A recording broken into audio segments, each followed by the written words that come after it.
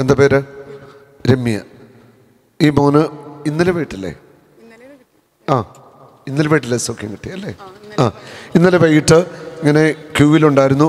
പ്രാർത്ഥന സമയത്ത് ഈ മോൻ്റെ ഏത് കാലമായിരുന്നു മോനെ? അവർ സാക്ഷ്യം പറയും, 2 കാലിൻ്റെ എല്ല് പുറത്തേക്ക് വളരുകയാണ്, നടക്കാൻ പ്രയാസം. സാക്ഷ്യം പറയും, ഞാൻ ജസ്റ്റ് കാലിൽ ചവിട്ടിയല്ലേ മോനെ? കാലിൽ ചവിട്ടിയിട്ട് പറഞ്ഞു അസ്ഥികൾ അപ്രത്യക്ഷമാകട്ടെ എന്ന് പറഞ്ഞ് പ്രാർത്ഥിച്ച് അങ്ങ് പോയി. ബാക്കി നിങ്ങളോട് ഇപ്പോൾ ഒരു ഷെയർ ചെയ്യും. ഈശോ മിശിഹായ്ക്ക് സ്തുതിയായിരിക്കട്ടെ. ഞാൻ ഈ ഇടവക തന്നെയാണ്. എൻ്റെ പേര് ആരോൺ.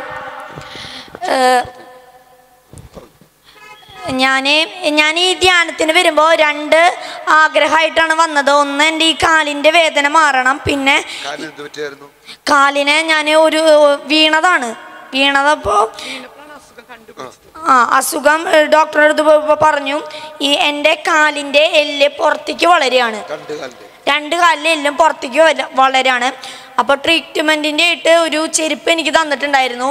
ആ ചെരുപ്പ് ഇട്ടിട്ടാണ് ഞാൻ ഇതുവരെ ധ്യാനത്തിൻ്റെ കണ്ടിന്യൂസ് ആയിട്ട് 3-4 ദിവസം വന്നിട്ടുണ്ടായിരുന്നു. അപ്പോൾ ബ്രദറിനെ കാണാൻ നിന്നപ്പോൾ ബ്രദർ എന്നോട് എൻ്റെ കാലുമ ചവിട്ടിയിട്ട് പറഞ്ഞു നിൻ്റെ അസ്ഥികൾ യഥാസ്ഥാനത്താവട്ടെ എന്ന് പറഞ്ഞിട്ട് പ്രാർത്ഥിച്ചു. അപ്പോൾ എനിക്ക് ഇരുന്ന് കഴിഞ്ഞിട്ട് നടക്കുമ്പോഴൊക്കെ ഭയങ്കര വേദനയായിരുന്നു. ഇപ്പോൾ കുഴപ്പമില്ല, വളർന്നില്ല. പിന്നെ അവിടെ പുറത്തേക്ക് വളർന്നു നിന്ന അസ്ഥി അവിടെ ഇല്ല. അതാണ് അത്ഭുതം. ആ അസ്ഥി അവിടെ ഇല്ല. കാല് പൂർണ്ണമായിട്ട് സൗഖ്യമായി, കാലിന് വേദനയുമില്ല. പറഞ്ഞു. രണ്ടാമത്തെ ആഗ്രഹം എന്ന് പറയുന്നത്, എനിക്ക് യേശുവാണ് ഏകരക്ഷകൻ എന്ന ടോപ്പിക്ക് ഞാൻ 4 വേദികളിൽ പറഞ്ഞിട്ടുണ്ട്. അത് ഒരു വേദിയിലും പറയണമെന്ന് എനിക്കുണ്ടായിരുന്നു. ഇന്ന് രാവിലെ ഒരു ആൻറ്റി വിളിച്ചിട്ട് പറഞ്ഞു വിയൂർ സെൻട്രൽ ജയിലിൽ ഇങ്ങനെ പറയാനൊരു ചാൻസ് ഉണ്ട്, പറ്റുമോ എന്ന് ചോദിച്ചു. ഞാൻ പറ്റുമെന്ന് പറഞ്ഞു. രണ്ടാമത്തെ ആഗ്രഹം നടന്നു.